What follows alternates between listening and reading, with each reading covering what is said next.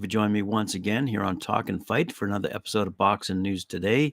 We've got some updates and headlines from around the world, all revolving, I would say, around money. Money might be the focus of today's episode.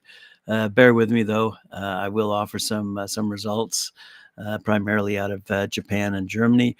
Regarding some recent fights, but let's start off with the big, shall we say, news of the day involving Canelo Alvarez, who is looking to return to Matchroom after accepting an offer from PBC last year to join their stable for a couple of fights after previously being with Matchroom. So it looks like Eddie Hearn has stepped in after the Berlanga fight and would offer a lot of money, and we'll get into the money in a second. But he would like to offer Canelo to fight Edgar Berlanga and Jaime Munguia instead of David Benavidez and Terence Crawford.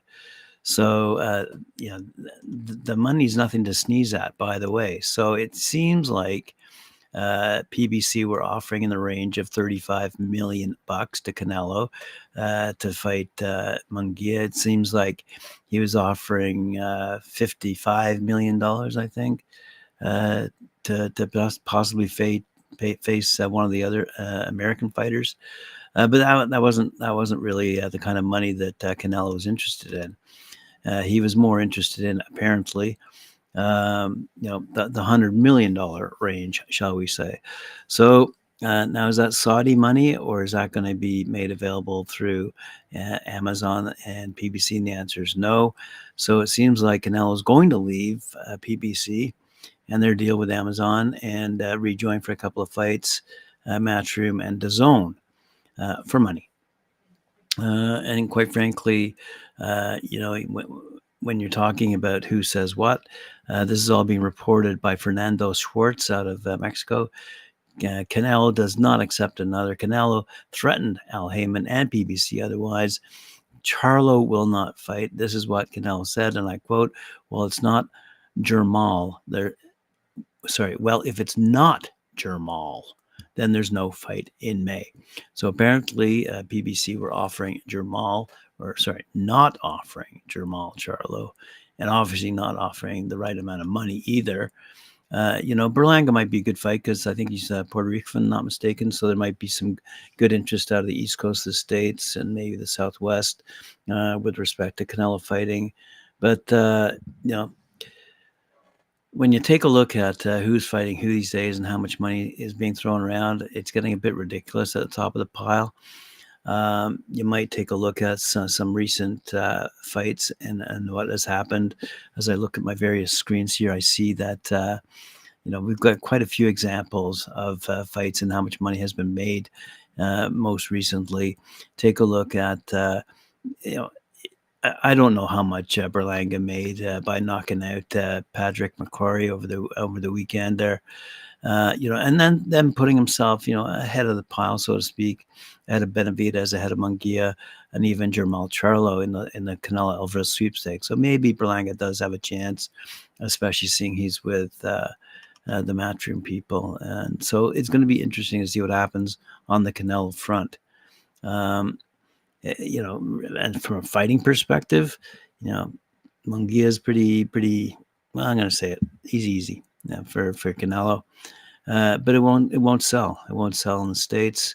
Benavidez isn't the easy one for Canelo, and it's worth therefore far more than the $55 million likely that PBC were offering.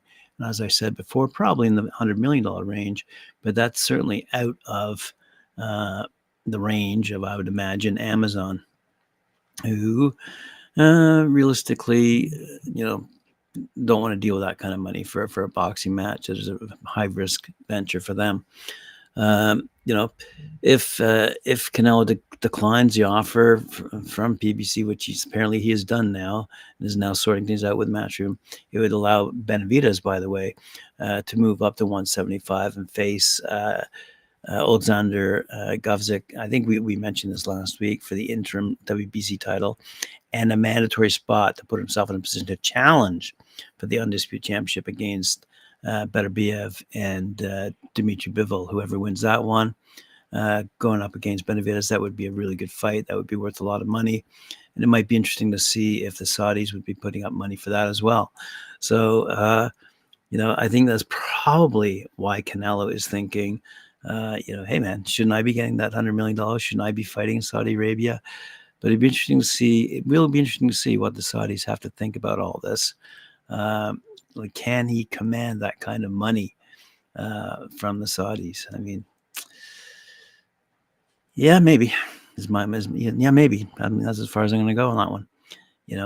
And quite frankly, if you look at the history books, you'd argue this is the Floyd Mayweather, Manny Pacquiao situation all over again.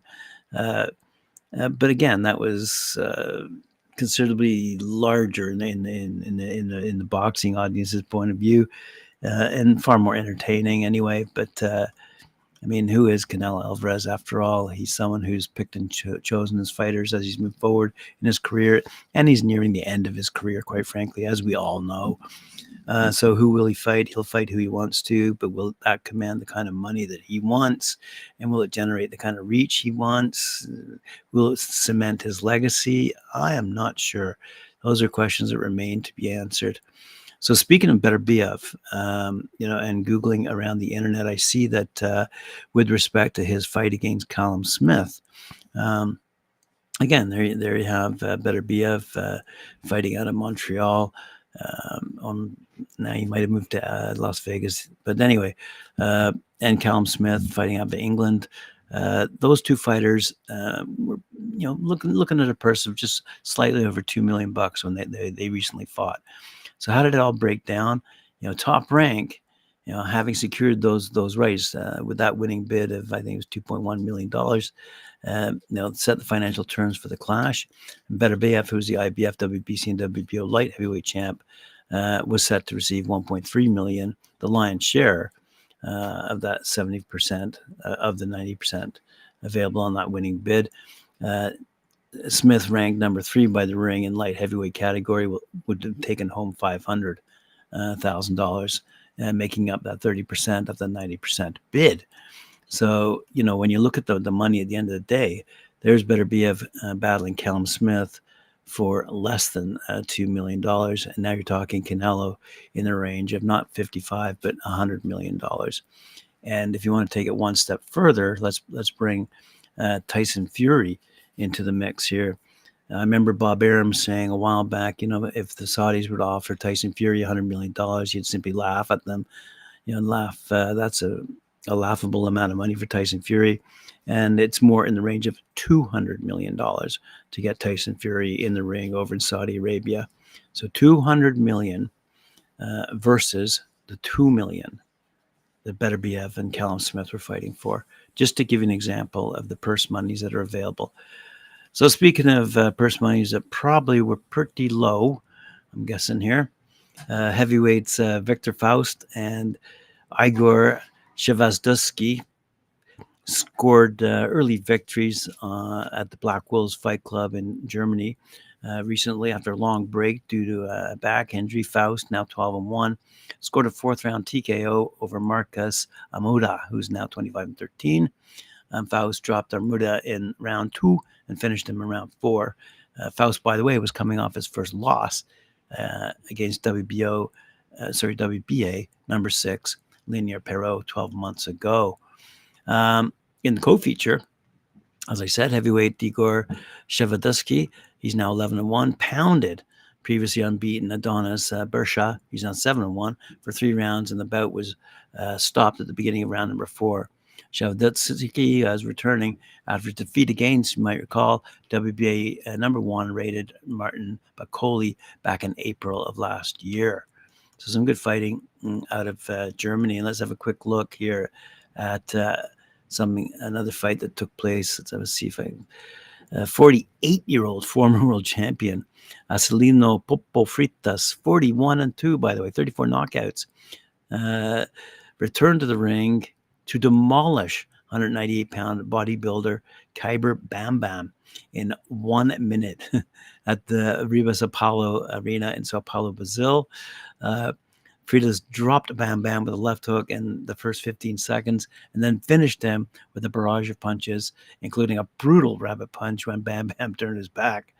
Freitas and Bam used to be friends, but they had a falling out leading this grudge match. So some interesting news. Sorry, some shouldn't be laughing. But there you go. Some good headlines out of Brazil. My good friend Joe Koizumi out of Tokyo is reporting on 9 Japanese boxers who are world title holders, and he'd like me to mention them. The undisputed 122, Naoya Inoue. He's 26-0, as we all know, 23 knockouts. WBA, 118 pounds, Takuma Inoue, we'll talk about in a second.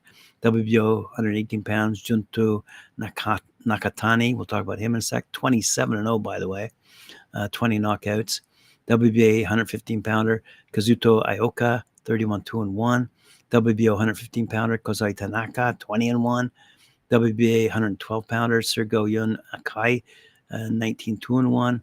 WBC WBA 108-pounder, Kenshiro Teruji, 23-1. WBC 105-pounder, Yudai Shigioka, 8-0. And rounding out that top 9, IBF 105-pounder, Jinjiro Shigioka. So our good friend Joe over in Tokyo is saying he's hoping to have 10 title holders by the end of the year. So we'll see, because we are keeping track of boxing in Japan these days, and Joe's certainly keeping us informed as to who's doing well. Over in Argentina, it looks like unbeaten Jose Aguera, 11-0 of Argentina, demolished Francisco Lucero recently out of Mexico, by the way, in round 1 at the Casino Buenos Aires in Buenos Aires, Argentina.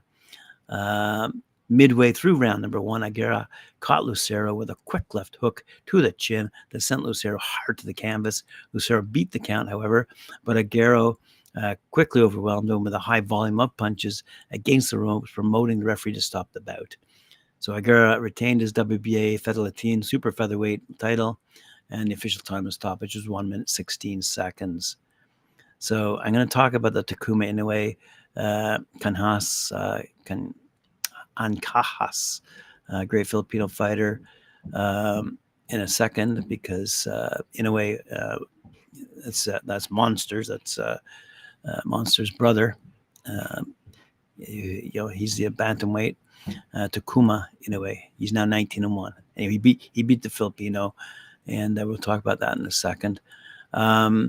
Because when we're talking about money, it's interesting to see the WBA. That was for WBA World Title Clash over in Tokyo, by the way. And as I said, Inoue won it. And it brought in rewards a little less than a middleweight eliminator in New Jersey. So quite frankly, not probably a lot of money to you and me, but when it comes to boxers fighting for a title, not a lot of money indeed on the line there. So three of those 4 undercard bouts were for titles, as I mentioned. And as I said, one of the most successful Filipino boxers in recent years, Ancajas, held the IBF junior bantamweight belt for 6 of those years, defending it 9 times for a total of, get this, $995,000, less than $1 million. Might have shaded just over $1 million, given bonuses, but not much more. That's a total figure for 7 years of boxing, a career that saw him dominate the division. So, when we're talking about money these days, it is getting a bit ridiculous in the men's divisions, I gotta say. And who's leading that race? Tyson Fury. Anyway, let's have a quick look here at the pound for pound list.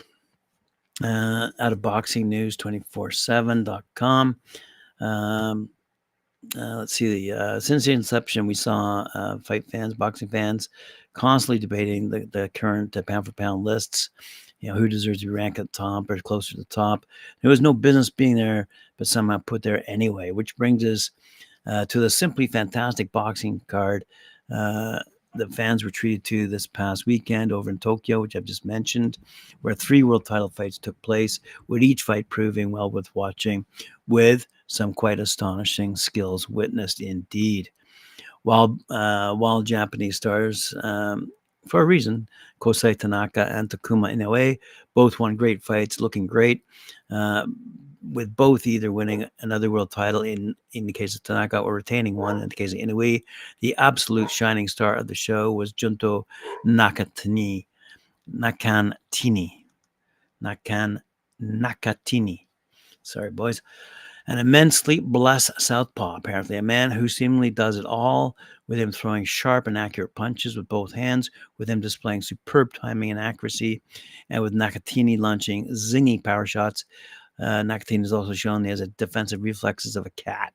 Oh, and the 26-year-old has never once shown even the slightest sign of being tired in a fight. Add it all up, sounds like Sugar Ray Robinson. Wow. High praise indeed, a lofty comparison for sure, but the term pound for pound seems to be one that perfectly suits Nagatini, just the way it was invented for the original Sugar Ray. Like the greatest to ever do it, Nagatini has gone through some weight divisions, has done so with ruthless efficiency, not held back, and made to wait his turn for a shot at gold the way Robinson was. Nagatini won his first world title on his 21st outing. Since then, Nakatini, who might not be at his peak yet, and there's a scary thought for each and every bantamweight out there right now, he's gone from strength to strength. He's a three-weight champ now and perfect 27-0. Nagatini might never taste defeat. That's how good he looks, how good, how great, absolutely great as he's shown himself to be. To repeat, Nagatini seems to have zero flaws. He can punch with venom with either hand. He has ultimate speed. Untimely speed. Nagatini has textbook balance and accuracy to boot. Nagatini has quite brilliant defense. Just look at how he can make a punch skim his chin by a fraction before he then strikes back in kind. Honestly, says this writer, this, along with Nakatini's ability to land a shot that cannot be seen without the aid of instant replay, is something to behold. So, boxing fans, take note of that name, Gento Nakatini. Let's have a quick look to round out this interesting show, I might say.